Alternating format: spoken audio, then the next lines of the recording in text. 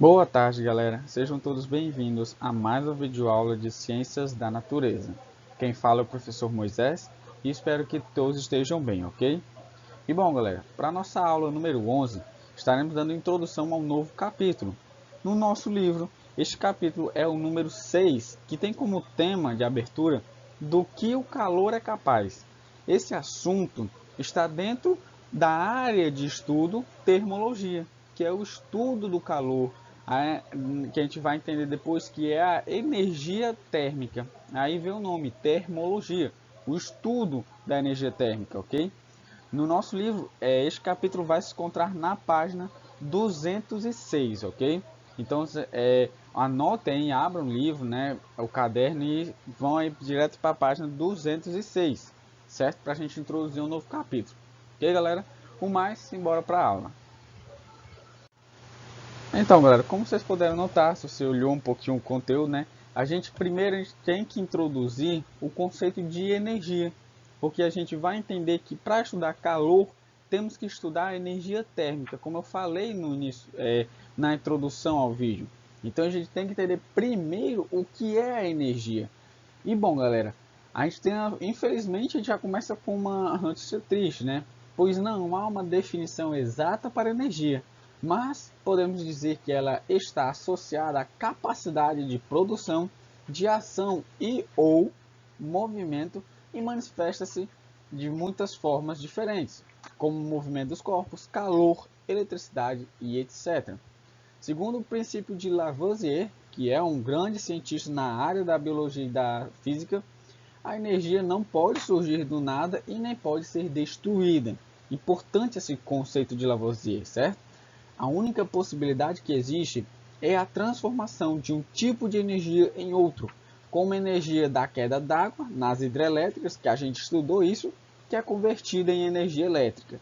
Então, galera, como o texto nos trouxe, nem a física, com todo o seu aparato científico, não consegue definir o que é energia propriamente dita. A gente chega no mais aproximado, o que é uma energia, digamos assim, certo? Então a gente vê que o mais próximo que a gente pode chegar de uma definição é que ela está associada à capacidade de produção de qualquer coisa que esteja ao nosso redor e até do nosso corpo. Nós não sabemos o que ela é, mas sabemos que ela é necessária para todos quaisquer produção de ação ou de movimento. Para você se mover, você tem que ter energia. Para você mover um carro, você também tem que ter energia. E diversos outros exemplos que a gente vê no início do capítulo, na página 208, a gente vê que realmente a palavra energia ela está em diversos conceitos. Desde, não, como viu ali na página 208, né? As duas mulheres dizendo, nesse mês exageramos na conta de luz. Aquilo ali elas usaram muita energia elétrica. Já no outro exemplo que o professor fala na página 208, o exemplo da fotossíntese, onde as plantas usam a energia solar para a sua sobrevivência na produção, né, no processo de fotossíntese. Então a gente vê que realmente energia é uma coisa muito ampla. Não dá para se definir, pelo menos até hoje não conseguiu se definir, mas dá para entender a importância dela. E segundo Lavoisier, que o texto nos trouxe, isso é muito importante, que ele diz o quê? Que energia não se perde e não se cria. Não se perde, ou seja, energia ela nunca vai embora, ela só é convertida em outro tipo de energia, ok? E outra parte, né? Não se destrói nem se cria, ou seja, não se perde nem se cria. E não se cria que a energia, não dá para a gente criar energia. Quando a gente fala assim, vou ligar esse ventilador aqui, a gente não está criando energia elétrica, a gente está pegando energia elétrica de outro canto que está convertendo outro tipo de energia em energia elétrica, como o texto nos trouxe das hidrelétricas, que a gente já estudou, que pega a energia do movimento das águas e transforma em energia elétrica. Está convertendo. Então ele não está criando energia elétrica, ele está convertendo energia cinética das águas, o movimento das águas, em energia mecânica e posteriormente energia elétrica. Tá certo? Então, Lavoisier foi e disse, energia não se cria e nem se perde, simplesmente se converte, ok? Somente isso. E a gente vê algumas aplicações da energia em toda a sua abrangência. Aqui temos o exemplo da nossa plantinha, né, que precisa fazer o processo de fotossíntese, que é o processo que ela utiliza a luz solar, a energia solar que vem do sol, para produzir o seu próprio alimento, beleza? Outro exemplo temos bem comum, que são as casas residenciais, os centros urbanos, digamos assim. Nas próprias casas mais simples também, a conversão de todos qualquer tipo de energia, seja energia solar, seja energia das hidrelétricas, a energia térmica, para energia elétrica, que é aquela que mais utilizamos no nosso dia a dia. Que para ligar uma simples luz, temos que ter energia elétrica passando ali, certo? E por fim, né, como um último exemplo, temos a energia solar de novo, só que em outro, como posso dizer, em outra função dela, que é de aquecer a Terra, né? Esses raios solares, né, a energia solar, ela tem uma variedade de funções. E uma delas, uma muito importante para a vida do planeta, é que a energia solar ou a térmica, depois a gente vai ver isso, ela aquece o planeta. E foi devido a isso que a vida começou a surgir no planeta, se desenvolveu no planeta Terra, ok? E bom, galera, como foi dito, a energia nunca se perde e nem se cria, apenas se modifica, se transforma ou é convertida em outro tipo de energia. Então a gente vai estudar aqui algumas formas de energia. Primeiro, a mais comum energia cinética, que é a forma de energia em que um corpo qualquer possui em razão de seu movimento. Em outras palavras, é a forma de energia associada à velocidade de um corpo. Quanto maior sua velocidade, maior sua energia cinética. Quando aplicamos, o texto vai nos trazer a situação para que a energia cinética seja criada, né? Seja transformada, certo? Seja convertida. Quando aplicamos uma força resultante não nula sobre algum corpo, estamos realizando trabalho sobre ele. Desse modo, ele adquire energia cinética na medida em que sua velocidade aumenta. A energia cinética não depende exclusivamente da velocidade de um corpo, mas também de sua massa. Qualquer qualquer tipo de corpo em movimento é dotado desse tipo de energia, seja translação, rotação, vibração e outros. Ok, galera? Então a energia cinética ela não somente está dependente aí da velocidade, também da sua massa. Tanto é que para calcular a energia cinética a gente utiliza a velocidade e a massa, ok? Outro tipo de energia, outra forma de energia, perdão, né, é a energia luminosa, também chamada de energia radiante ou, grosseiramente, a própria luz, que pode ser por meio natural, como a energia que o Sol emana sobre a Terra, ou por meio de uma simples lâmpada, né, que aí já é o meio, né, das incandescentes, fluorescentes, que a gente tem os diversos tipos de lâmpadas, ok? Outra função da energia luminosa é a utilização dela para as plantas, né, no processo de fotossíntese, que nada mais é a utilização de energia luminosa proveniente do meio natural, que é o Sol, né, a estrela Sol. Ele utiliza essa energia luminosa para fazer o seu próprio alimento, que é o açúcar, beleza? Então ela produz o seu próprio alimento. A gente não vê, né, uma planta ali comendo algumas coisas, a não ser as plantas carnívoras. Mas qualquer tipo de planta, ela faz a fotossíntese, que ela produz o seu próprio alimento através da energia luminosa. Isso é extremamente importante para a vida vegetal, como também influencia muito a nossa vida e o nosso planeta. Ok, galera? Outra forma de energia e muito conhecida é a energia elétrica.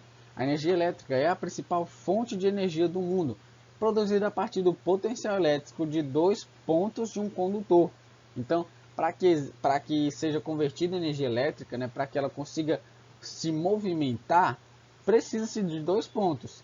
Um é a fonte, que vai gerar a energia elétrica, e o segundo é o objetivo, digamos assim. Se você quer ligar uma lâmpada, você vai botar uma lâmpada no segundo ponto.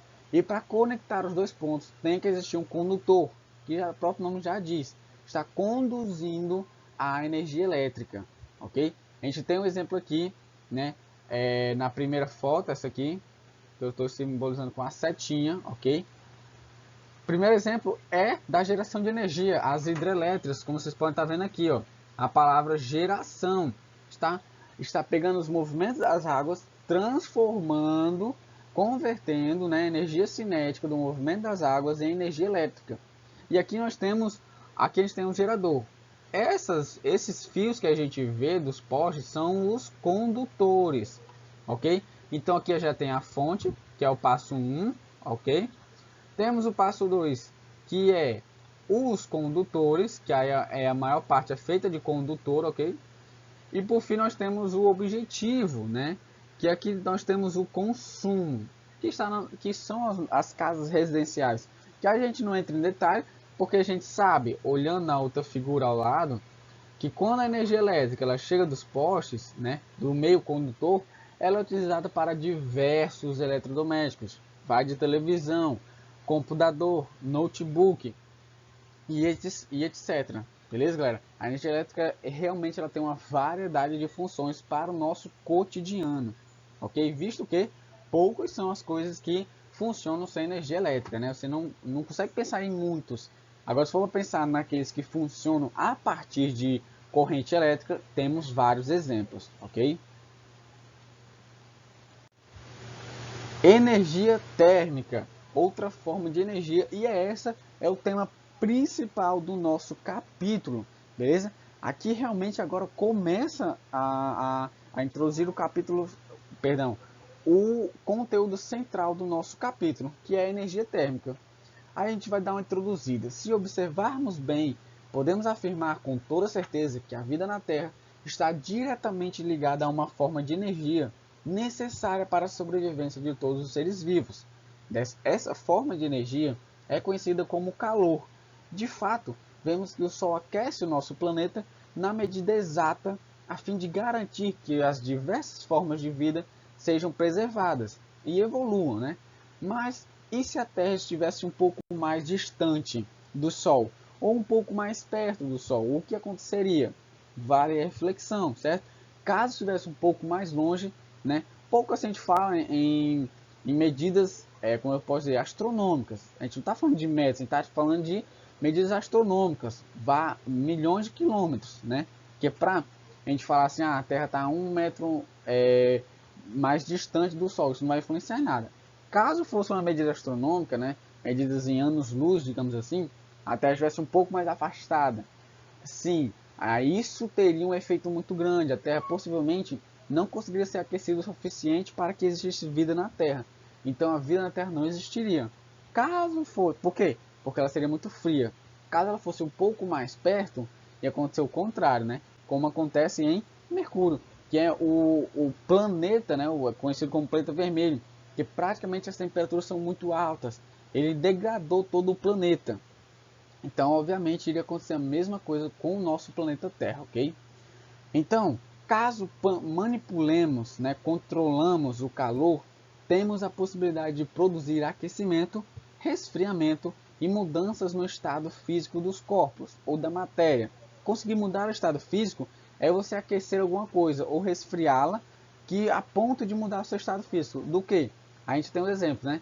Da água, que é o estado líquido. Se a gente resfriar, vai para o estado sólido, que é o gelo. Se a gente aquecer a água, né, no estado líquido, vai virar vapor, que é na sua forma gasosa, e etc. Beleza? Temos a plena convicção de que os corpos, os materiais e etc. são formados por diversas partículas. E essas partículas estão em constante movimentação. Na área que a gente não conhece, né, galera? A gente já entende que todo qualquer tipo de material e corpo é formado por átomos, as pequenas e minúsculas partículas que formam todos quaisquer ser. Nós somos formados por átomos, certo? A gente entende isso, e todo qualquer objeto que está ao seu redor agora é formado por átomos, bem pequenos, e estes estão em movimento. Quando a gente olha para uma pedra, ela é sólida, a gente não consegue ver ali ela em movimento, mas a gente sabe que se a gente olhar com o microscópio, for até o tamanho dos átomos, a gente vai ver que realmente eles estão em vibração. Eles não ficam parados, galera. Não existe nenhum átomo que consiga ficar parado. Isso é antinatural. digamos assim, beleza? A agitação das partículas que constituem um corpo se associa à energia cinética média, ou seja, a energia do movimento, que recebe a denominação de energia térmica. Sendo assim, podemos dizer que quanto maior for a temperatura de um corpo, maior será a agitação de suas moléculas, ou vice-versa. E, portanto, maior também será a sua energia térmica. Então, o que o texto está nos trazendo? Está nos trazendo conceitos importantes. Conceitos do quê? Quanto maior o nosso movimento, maior a velocidade, né, dos nossos átomos, maior será a nossa energia térmica.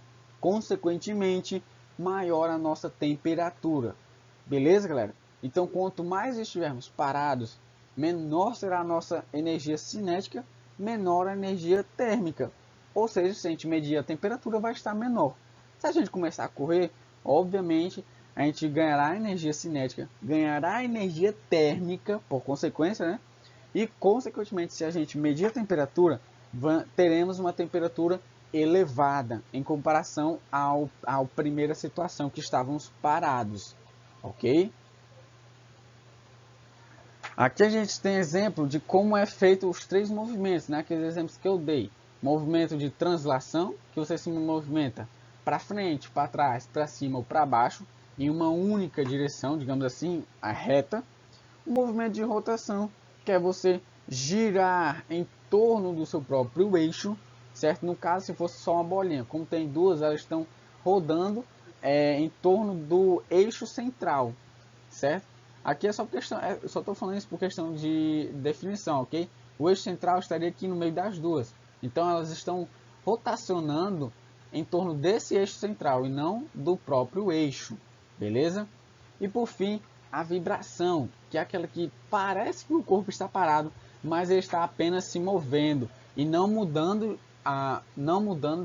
como pode dizer, não mudando de local, ele apenas está vibrando, certo? E por fim a gente vê aí que o que?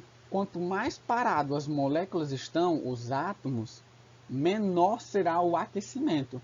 Quanto mais a gente aquecer, por exemplo, a gente botou uma água lá no fogo, né, para ferver. A água estava parada. Você pode ver que a água está parada.